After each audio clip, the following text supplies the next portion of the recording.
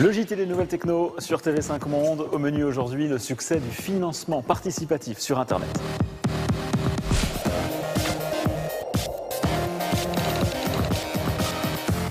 Bonjour à tous, on l'appelle crowdfunding ou financement participatif.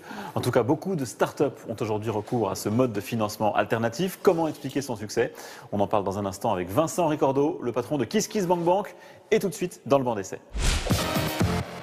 Vous connaissez peut-être l'Oculus Rift qui a lancé la mode des casques de réalité virtuelle. Eh bien, c'est grâce au fonds levé sur Kickstarter que cette technologie a vu le jour. Kickstarter, c'est l'un des plus célèbres sites de financement participatif. Il est américain en l'occurrence. En France, les plus connus s'appellent My Major Company, Ulule ou encore KissKissBankBank. Toutes ont un fonctionnement similaire. Le projet est présélectionné par la plateforme dans tous les domaines, technologie, humanitaire ou artistique. Il est ensuite présenté sur une des pages du site, photos et vidéos à l'appui. Souvent, il s'agit de sensibiliser les financeurs potentiels, le grand public, vous et moi.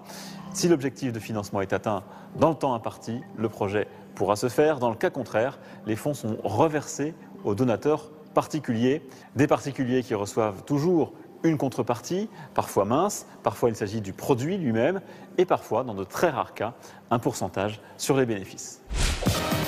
Deux questions maintenant à Vincent Ricordeau. Bonjour. Bonjour. Vous êtes le fondateur de KissKissBankBank, l'un des pionniers en matière de financement participatif. Comment on explique le succès de ce crowdfunding aujourd'hui? C'est assez simple en fait. C'est une manière de reprendre le pouvoir sur son argent. Plutôt que de le laisser dormir dans les banques, on décide finalement de l'investir ou de le donner à un projet qui a du sens pour soi. Et la deuxième raison, c'est qu'à l'intérieur de ce projet, lorsque vous le financez, vous récupérez un bout de ce projet en nature. Une dédicace, un CD, une invitation, potentiellement le produit que vous avez financé.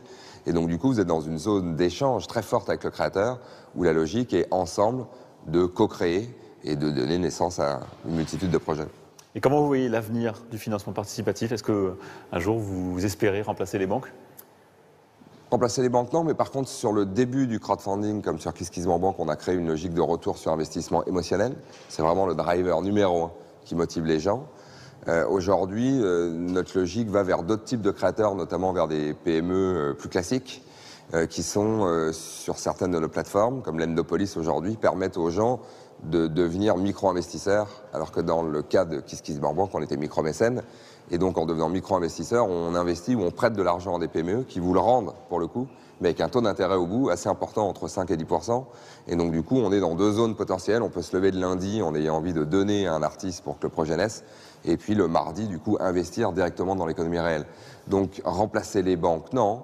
Mais par contre, remplir une case manquante et répondre à une carence réelle du marché ou des marchés financiers traditionnels, ça, c'est sûr.